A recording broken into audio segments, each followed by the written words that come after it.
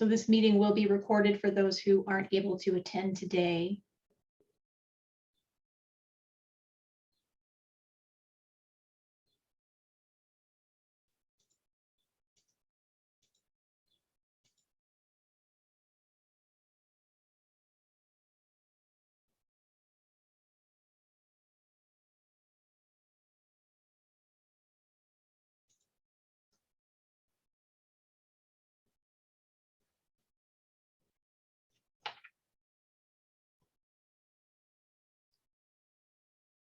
So just going to wait a couple more minutes for folks to show up on this lovely Saturday.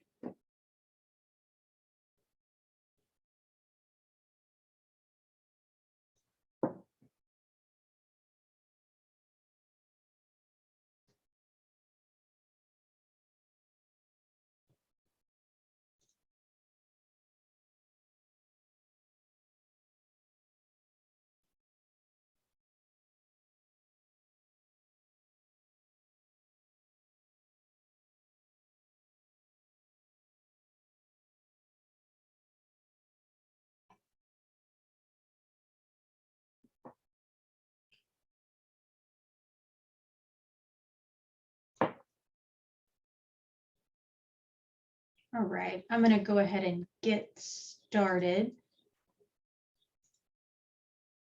Can everyone see my screen okay? Can you give me a thumbs up if you can see my screen?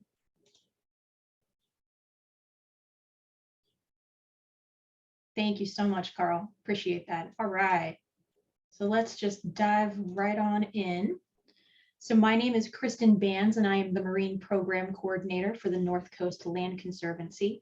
And today we're going to do a very brief introduction to our Tidepool and our Beach Ambassador programs. Today, the purpose of today is to give you that overview and to see if you're interested in participating this summer in those programs. So it'll be about an hour. I'm thinking it might actually be a little less than an hour, and we'll do welcome introductions. I'll give you an overview of the Cape Falcon Marine Reserve and the Marine Reserve Program of North Coast Land Conservancy, and then we'll quickly go over each of the programs in question, and then there'll be a time for you to ask me whatever you want to ask me, and then I'll give you my contact information in case things pop up afterwards. So if you want to put in the chat, there's not very many of us this morning, but I would love to know what's your name, where are you joining us from today, and what your favorite ocean creature is, so it can start to build a little bit of a community in our shared space this morning. And I'll also participate if you want, if you also all want to jump in. So you don't have to put your name, but you can just tell us where you're joining us from today. Today I'm coming to you from Portland, and my favorite ocean creature is a blue whale.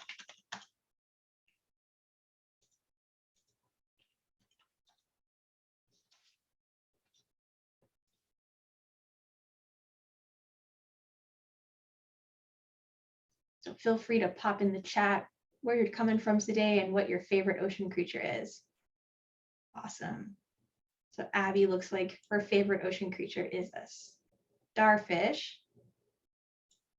And she's also coming from Portland. Valerie, Portland clams. Carl, oh, crab and octopus. Awesome. Those are some good picks, guys. Wonderful. So before I dive into a little bit more about Cape Falcon, I wanted to zoom out a bit and share this kind of overall perspective of where our program kind of sits within the global community of folks who are interested in marine reserves, marine reserve protection, and programming that goes along with those types of resources. So just quickly, not a lot of the ocean and not a lot of the near shore in the world is protected. Less than 1% of the ocean and near shore is highly protected in some way. You can see on the map the types of protection that is afforded and where those areas are. A lot of them are in the pelagic or the deep waters, and not very many of those resources are in the near shore, which concern us for tide pooling.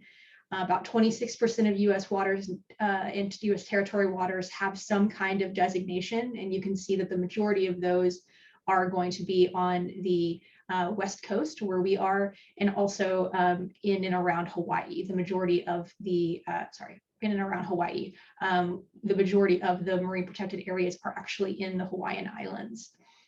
And about 9% of Oregon's territorial sea, which is the area that we're concerned with, is protected. And compared to other states within the United States, we have a good chunk of our waters that are protected. So we're like the third or fourth highest state within the United States that has the most protections afforded. So the program that we are running, the Tidepool and Beach Ambassador programs, they are situated within the Marine Reserve system. And Oregon has 5 marine reserves. You can find out more about each of the reserves at OregonMarineReserves.com. I encourage you to go there because there's a lot of wonderful information and videos and photographs, and it really takes you into a deep dive of the history of the programs. So if you are interested, please visit that website. I want to share with you that within this 5 marine reserve system, Cape Falcon is the youngest, which was established in 2016, and Redfish Rocks is the oldest, so further south, close to the California border, and that was established in 2012. And we're coming up on our 10-year anniversary this next year, and the marine reserve system will be going under review. So in 2023, the Oregon legislature has called for an evaluation of all of the marine reserves, and that information is going to be based on various different studies that have come out over the 10 years, and also our focus groups that have participated in the calling of information around the marine reserve system. And the evaluation will look at all aspects of the marine reserves, and I'll talk to you a little bit more about what those aspects are here in a minute. I also want to mention to you that these 5 marine reserve sites that are up and down the coast, they're all different, and the public and ocean user stakeholders were part of the process of defining these sites. So it was very much a conversation between various different stakeholder groups, such as environmental organizations, the fisher community, folks who live and just recreate on the coast, individuals in local government. So a variety of stakeholders were involved in a very long process to establish where each of these sites were and how these sites ended up being designated as far as where their protections are located. So they're all different in that aspect as well. The uniqueness about the Oregon Marine Reserve System is that it's the first long-term nearshore conservation effort that the state has executed along our coast. And when I say long-term, we have been monitoring these sites for over 10 years in some cases. It's also the first comprehensive human dimensions research project. So it's a project not only that's monitoring the oceanographic conditions and the species that are within our coastal waters, but it's also looking at the social and cultural dynamics of ocean users and communities that relate to these marine reserve systems. Looking at the benefits and the possible negative associations with these spaces. Now, all of these spaces, they share several different goals, and the goals are to conserve habitats and biodiversity, to serve as scientific research sites, and to avoid significant economic impact to coastal users and communities. The Cape Falcon Marine Reserve, as I mentioned earlier, is the northernmost reserve, and it is the youngest, which was established in 2016. And reviewing of the site started in around 2014. Now, every marine reserve within the system, the Oregon system, has 2 different designations. And on your screen, you can see that there's a red square and then 2 blue squares. So the red square is the marine reserve proper. It is the area that is the most protected within the space. So there's no take of any animals or seaweeds. There's no development. There's no fishing. Everything in the water stays in the water and is fully protected in that space. These marine reserve proper spaces are usually bookended by marine protected areas. So these are areas that allow for some take. So for instance, in the Cape Falcon Marine Reserve, we have 2 marine protected areas, one that is further out into our waters, which is about 3 nautical miles out. And that is called the West MPA, where you can take salmon by troll and you can do crabbing. And then we have a shoreside MPA that is near Falcon Cove Beach, where you can fish from the shore. Now, all of these marine protected areas and marine reserve spaces, they are managed by the Oregon Department of Fish and Wildlife, and there are various community groups such as the one that I work for who help to provide outreach and educational programming around these spaces. Now, before I forget to tell you where Cape Falcon Marine Reserve is, it's located between Arch Cape and Manzanita on the North Oregon coast, and it is part of a constellation of protected areas that are not just the marine reserve system, but also part of HRAP, the Cannon Beach site, which is Haystack Rock. The Haystack Rock Awareness Program monitors that site. It's a marine garden. And there is also the Oregon Islands National Wildlife Refuge, which has control of all of the offshore islands that dot our coast. And 44 of those are located within the marine reserve itself. Now, Cape Falcon has a unique footprint, as all marine reserves do. The majority of our space is sandy bottom, so it's pretty calm, I guess you could say. It's a sandy bottom, it's isolated rocky reefs, and the depth range is between 0 and 180, and it gets deeper the further out you go into our territorial sea.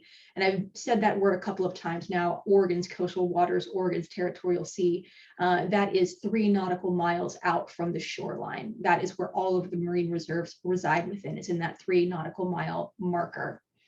There are a variety of organisms that live within the Cape Falcon Marine Reserve. We have a variety of bird species that nest within and off of the Cape itself. So we have a robust cormorant communities, Brants and pelagic cormorant communities. We have a robust we have a robust community of rockfish, and a variety of intertidal species such as sea stars, anemones, barnacles, mussels, a variety of animals that do live within the space proper. As I mentioned earlier, that each of these spaces is managed by the Oregon Department of Fish and Wildlife and is often associated with a group of community organizations that work in tandem to provide outreach and education and stewardship around each of these marine reserve sites. Now, the Cape Falcon Marine Reserve was assisted by a Friends group called the Friends of Cape Falcon Marine Reserve, which was adopted by the North Coast Land Conservancy, which is the organization that is bringing you this webinar today, in February of this year. So the Cape Falcon Marine Reserve Program is an educational and outreach program that is part of the North Coast Land Conservancy. And that is the organization which now comprises of a constellation of other organizations that are working towards that goal. These other organizations were part of the Friends of Cape Falcon Marine Reserve group, and they became an advisory committee now for the North Coast Land Conservancy. And there's a variety of logos on the screen, and you can see that they range from very large scale environmental nonprofit organizations to smaller organizations. And we partner with these folks on advocacy and outreach and stewardship messaging projects, as well as creating projects like the ones that you're interested in volunteering for, like the Tidepool Ambassador Program.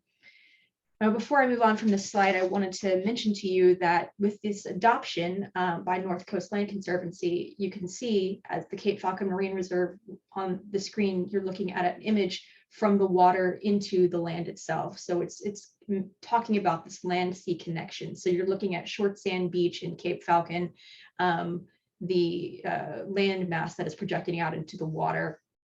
And beyond that, into the cloud line is something called the Rainforest Reserve and the Arch Cape Water District, and also Oswald West State Park.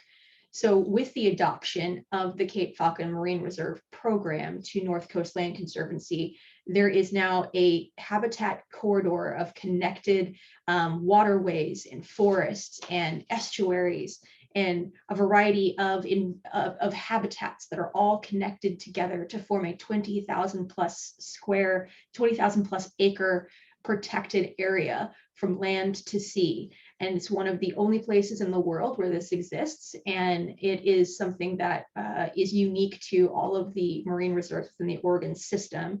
And this land-sea connection is vital to birds such as the marbled murrelet, which live in the old growth forests and forage out into the ocean, and animals, fish such as salmon, and of course us. These kinds of land-sea connections they improve our health and well-being, as provide economic engines through tourism and through fishing as well. And I should mention that this aggregation of acreage is larger than our largest state park, which is Silver Falls State Park, which is 9,000 acres. So it's truly a unique landscape in which we get to share with coastal visitors and locals alike. Now, the Cape Falcon Marine Reserve functions, as I mentioned, as a site of education and stewardship and scientific research. And I'm going to go over a little bit about what that means. So the Oregon Department of Fish and Wildlife partners with a variety of organizations to conduct research within the reserve. And the purpose of this is to see how well protections such as no fishing, no development, are affecting both the reserve and areas outside of the reserve. So all of the different marine reserves and marine protected areas have locations that are sister sites that are also undergoing scientific research and evaluation, and act as basically other sites where we can see what is working and what is not working, and how this research works without how the data collected from the reserve looks in a situation that is not protected, such as the marine reserves, like the marine reserves are protected. So there are a variety of tools in our toolkit that we use. So we do hook and line surveys and scuba surveys. So hook and line is above the water and scuba surveys are underneath the water, but they serve a very similar purpose. They're checking for size of organisms, different types or variety of organisms, and how many organisms there are within these spaces. The oceanographic mooring that we do looks at ocean temperatures and ocean salinity, as well as wave information. And we also do ocean acidification monitoring within the reserve itself. And so we have a device that is set up at Short Sand Beach, Oswald West State Park, that is monitoring the pH of the area. And it's a unique data set because we're the only reserve that has a large freshwater source, which is the Columbia River, which is a different pH than the ocean itself. And so there's a unique data set that is being collected there. And the ocean acidification monitoring is important because that data collected informs nearshore management, and also helps to speak to how we can protect our ocean resources from the effects of climate change. We also have a variety of other tools in our toolkit. They are both community science initiatives, like the one community science initiatives, and educational opportunities. And our educational opportunities or stewardship opportunities, we partner with Surfrider and state parks and Trail Keepers of Oregon and Coast Watch and the Oregon Coastal Management Program to provide outings that help to clean up and protect our spaces, specifically around the beaches around Cape Falcon Marine Reserve, and monitor changes over time, very similar to what the monitoring that the Oregon Department of Fish and Wildlife does, looking at long-term changes over time. And we do that with the King Tides Project. We also do a variety of speaker series and workshops year-round that share about the different research projects and programs that are happening within the reserves. And we do community science projects. The community science projects range from monitoring seabirds, to looking at the health of sea stars, to looking at the abundance or how many or different types of organisms that are within the reserve itself. And then we also do something that's kind of a hybrid, which is the Tidepool Ambassador and Beach Ambassador programs. And we partner with a variety of organizations to get these projects done. So the reason why you're here today is the Tidepool and Beach Ambassador Program, and I wanted to share a little bit about why we do these two different programs. So a lot of research has come out in the past several years talking about how climate change is degrading the Oregon coastal ecosystems. So there are the environment that is the intertidal and the beach environment and the ocean environment, the nearshore environment is changing rapidly at a pace that is difficult for us to keep up with. And that means that the system itself, these ocean resources, are becoming extremely fragile. So this extreme fragile nature of these coastal ecosystems is paired in Oregon with an unprecedented record-breaking visitorship. So the coastal sites within Oregon are receiving massive numbers of people visiting them, which is difficult to digest when you have a very fragile ecosystem that needs care and maintenance and study to be able to be maintained for future generations. And with that kind of fragile ecosystem and this increase in folks who are visiting, this record number increase in folks who are visiting, you also have a variety of violations that are happening and a variety of proper use, I shouldn't say proper use, but respectful use of these natural resources are not being followed. So these spaces are being loved to death, and there needs to be a way for visitors to understand how to properly engage with these spaces, to enjoy these spaces, and also to protect them and to have a relationship with them that is reciprocal and respectful. And that's why we have these beach and Tidepool ambassador programs, in order to provide education and stewardship messaging for the thousands and hundreds of thousands of visitors who are coming to our coastal environments every year. So first, I'm going to go into the Tidepool Ambassador Program. So the Tidepool Ambassador Program has several different arms. The purpose of the Tidepool Ambassador Program is to educate visitors and inform them on the tidepool life, and also talk about Oregon's marine conservation efforts within the intertidal zone. We also promote good stewardship during negative tides. So good stewardship would be, only walk on rocks, only touch organisms with one finger that is a wet finger, never pull or pry objects or different organisms off of the rocks. So these kinds of things. And we also are there to protect sensitive habitat, as I mentioned before. So these places are being loved literally to death. And we're there to ensure that folks know how to engage with these spaces in a way that ensures that they'll be able to be there for the next generations. So the space in which we work with the Tidepool Ambassador Program is the intertidal, where the ocean and land meet. It is one of the most robust and most difficult spaces in which organisms can live, and they're uniquely adapted to this space.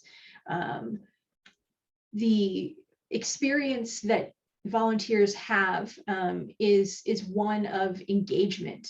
If you are interested in this program, we want to make sure that you are interested in talking to people and interested in being engaged for a duration or period of time. So you're enabled to have a good communication and positive experiences with visitors within these spaces, because we want to have visitors not only come and experience these spaces, but to have positive relationship with these spaces, so that will influence their ability to be able to want to take care of these spaces for the future. So these Tidepool Ambassador volunteer shifts, they occur 1 hour before and 1 hour after minus tide events. The work again is done in the intertidal, and you're going to be walking around. You're going to be on your feet quite a bit for the duration of these shifts. You're going to be bending and crouching and looking under rocks and ledges. It can be really uncomfortable within these spaces, and you will get wet. You want to be a person who is interested in connecting with visitors in groups or one-on-one about the tide pools themselves. We utilize a hand counter to document the number of visitors that come through and through on these shifts. And the shifts are divided into kind of certain areas. So we have on the screen two of our paid contractors. So the woman in the red mask, her name is Angela Whitlock, and the woman in the black mask, her name is Kindness Hyde. And Angela is the Tidepool Ambassador Coordinator, her job is to arrange all of the shifts, to make sure all the volunteers have what they need. And she will be out there kind of leading interpretation efforts. And then Kindness, her job as the Tidepool Ambassador Guide is to support Angela in the interpretation efforts and to really be your trainer and to really be there for you as a volunteer to support your efforts, providing visitors with accurate and good information about these tide pools and help them to have those positive, meaningful experiences within these spaces. And I should mention that the tide pools are about a 20 to 30 minute walk from the trailhead. So we are, and I'll show you here in a second where the locations are, but it's pretty far from the trailhead where the tide pools actually are at Short Sand Beach. So the expectations for the volunteer experience, there are several expectations, and that's because we want to make sure that volunteers are dedicated to show up and to be able to participate and be fully engaged with their shifts. So there'll be an on-site training on June 4th, and that on-site training will be at Cannon Beach with the Haystack Rock Awareness Program, interpretation contract workers, and we'll be in the tide pools there, learning about the different organisms, learning how to talk to visitors about these organisms, and really learning about safety within the tide pools while we're doing our interpretation efforts.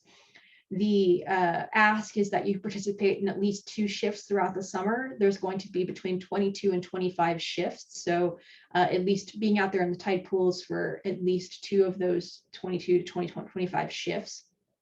We want you to arrive 15 minutes before your shift, because I said it's a 20-minute to 30-minute walk down to the tide pools, and the shifts are timed around minus tide events. So we want to make sure that everyone is there on time and that we get to the beach on time so we can have as much time on the beach with visitors as possible. We ask that you stay for the entire shift and follow tide pool etiquette. You will get a handbook that describes to you information about the Cape Falcon Marine Reserve, the Marine Reserve System. There's a lot of interpretation techniques and methodologies that are located within the handbook as well. Information about tide pool creatures and tide pool etiquette. You will receive a tide pool guidebook and various different materials that you can use when you're on site with visitors. So there's a variety of different, widgets, I guess, if you will, that will enable you to do your volunteer shift in the most kind of complete way possible. So you will be prepared when you go out there. We ask that you respond accurately and respectfully to visitors' questions. We're not out there to police visitors. We're out there to provide education and stewardship messaging to visitors to make sure that they have a good time and be able to respect the environment in which they're recreating within. The last expectation is that you're able to pass a background check with the Oregon Parks and Recreation Department. Because this program happens on a state parks beach, the Oregon Parks and Recreation Department requires that all volunteers pass a background check when they are out there engaging with the public. Now we have 2 locations this year. Last year we were only on the north end of the beach. So this program happens at Short Sand Beach, Oswald West State Park, and we'll be doing the north and south end of the beaches this year. Last year we focused mostly on the area around Blumenthal Falls, and that's where we also do our Sea Star survey monitoring program. But we'll also be doing the latter half of the beach this year too. And the secondary site is new this year, and the reason why I wanted to add a second site is because Oswald West State Park, Short Sand Beach, is one of the most popular beaches on the coast. So there's a high amount of visitorship. And the type of interpretation that we do within the tide pools is called intercept interpretation, where we're not advertising to folks prior to the event that we're there, but we're just engaging with folks who are already at the beach because the beach is already so busy. And I'm hoping to get enough volunteers this year where we're able to be at 2 sides of the beach. So we are providing more stewardship and more opportunities for folks to be able to understand how to responsibly recreate within these spaces. So here is a tentative schedule. This schedule will be in the handbook as well for volunteers who are confirmed for volunteering in this program. Saturday, June 4th is required for all new volunteers to the program to do that interpretation training with the Haystack Rock Awareness Program. That training will not be recorded, it'll just be on site. So just keep that in mind. The majority of the times that we're out on the beach are going to be on Fridays and Saturdays and Sundays, so weekends, and that's because those are generally the busiest times out on the beach, and also the dates provided are the minus tide events that are, so it's the best time for us to not only interact with visitors because it's going to be so busy, but also this is the best time where the tide pools are going to be exposed. So we can have more time out there seeing more creatures that are generally not visible during during regular tide times. So that's the Tidepool Ambassador Program. The next program is the Beach Ambassador Program, and the Beach Ambassador Program works in tandem with the Tidepool Ambassador Program. They have very similar goals, except one is on the beach, whereas the other one is in the tide pools. So the Beach Ambassador Program is relatively new. The Tidepool Ambassador Program, I should say, was started last year. It was the first year for our Tidepool Ambassador Program. The Beach Ambassador Program is about 2 years old, but it did not happen last year due to COVID. So technically, it's about the same age as the Tidepool Ambassador Program. We work in partnership with the Trail Keepers of Oregon to perform this program. And the purpose of the program is to let people know about the Cape Falcon Marine Reserve proper, and then also to engage them in proper beach stewardship and safety. As I mentioned earlier, a lot more people are recreating within our space, within the Cape Falcon Marine Reserve space, and we want to make sure that they're doing it safely and respectfully to the organisms that live in these spaces. The Beach Ambassador Program location is at the trailhead entrance to Oswald West State Park, and it's a little bit different than the Tidepool Ambassador Program in that the shifts are a little bit longer and they occur in the mid-morning, and they're mostly on Saturdays. They'll be in a tent in and around the Oswald West main parking lot area, so intercepting visitors before they actually get onto the trail and go to the beach.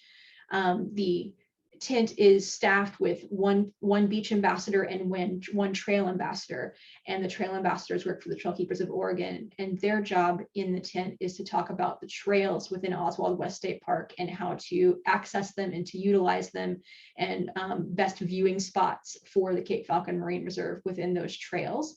And then our job is to talk about the Cape Falcon Marine Reserve and to talk about proper beach safety and etiquette. So when they go out onto the beach, they understand how to be in a safe relationship with that natural resource. Again, you're connecting one-on-one with visitors to Short Sands Beach and the Cape Falcon Marine Reserve. Again, we're counting the number of people that we talk to and documenting the information about what we talk to them about, mostly around stewardship and the Cape Falcon Marine Reserve. These shift requirements are very similar to the Tidepool Ambassador Program, so at least 2 shifts throughout the summer. These shifts mostly occur on Saturdays. Again, arriving a little bit early for your shift, staying for the entirety of the shift, and because the program is run in a state park, you have to pass a background check with the Oregon Parks and Recreation Department, and again, responding accurately and respectfully to visitor questions. So that was all that I have, and I'm going to stop sharing my screen. If you have any questions, I'm happy to answer them now. You can also email me, but we can open it up for questions here if there's any questions. And feel free to unmute yourself if you have a question. Hi, this is Carl. Hi, Carl. Great presentation, by the way. Oh, thank Looking you. forward to this summer's Tidepool Ambassadorship. I just had a quick question. I may have missed it, but the mandatory meeting on the 4th is only for new ambassadors, not if I'm a Right. returning one and I can't make it, is that okay? Yeah, if you're returning, you Okay. don't have to be there. Okay, fantastic. I wish I could, but I've got another engagement. No, it's okay. Sorry. Yeah, since you've already done the interpretation and you've been on the beach with us, you know what the protocol is, so you'll be fine. Okay, fantastic. Is there any other questions that I could answer now? If not, we can end the presentation. So if you, yes, that's a good question. So if you are confirming that you would like to be, thank you, I should have mentioned that. If you definitely know that you want to participate in either the Beach Ambassador or the Tidepool Ambassador Program, I need you to email me and I'll put my information here in the chat just in case. So I'll put my email in the chat. And just tell me that, yes, I do want to be part of these programs. This looks like something that I want to do. And then I'll know if you're new or if you're or if you're someone who's been part of the program in the past. And then you just show up on the 4th and I'll give you the location information to show up on the 4th.